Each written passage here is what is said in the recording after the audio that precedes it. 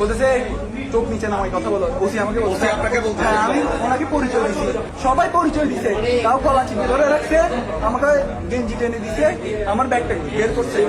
100 মানুষের মতন ছিল, সবাই পরিচয় দিচ্ছে, তাও গলা চিপে ধরে আমাকে নিয়ে আসছে এখানে, আমাকে লাঠি দিয়ে মারছে ভাই। ডিবি পরিচয় দিয়ে জাতীয় দলের ক্রিকেটারকে করা হলো মারধর, হেনস্থা। রাতের ফ্লাইটে ঢাকা থেকে ফিরেছিলেন ক্রিকেটার নাঈম হাসান। কয়েক ঘন্টা পরই তাকে দেখা গেল থানায়, শরীরে মারধরের চিহ্ন। অভিযোগ, নিজের পরিচয় দেওয়ার পরও রেহাই পাননি তিনি। প্রশ্ন উঠছে, যদি একজন জাতীয় ক্রিকেটারের এমন পরিণতি হয়, তাহলে সাধারণ মানুষের নিরাপত্তা কোথায়?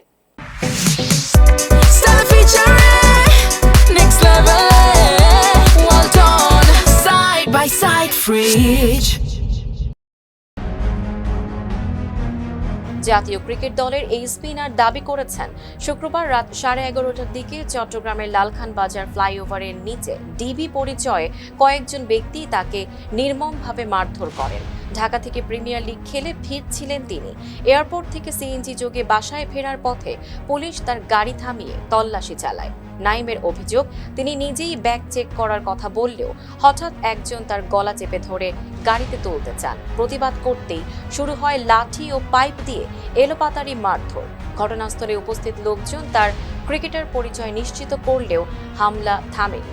পরে তাকে খুলশী থানায় নেওয়া হলে তিনি বিসিবি সভাপতি তামিম ইকবালের সঙ্গে যোগাযোগ করেন। বিষয়টি জানাজানি হলে পুলিশ প্রশাসনে তোলপাড় শুরু হয়।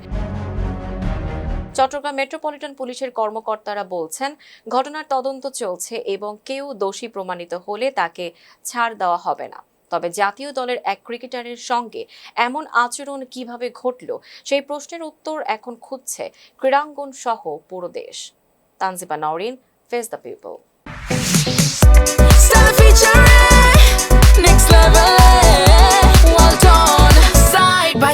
Free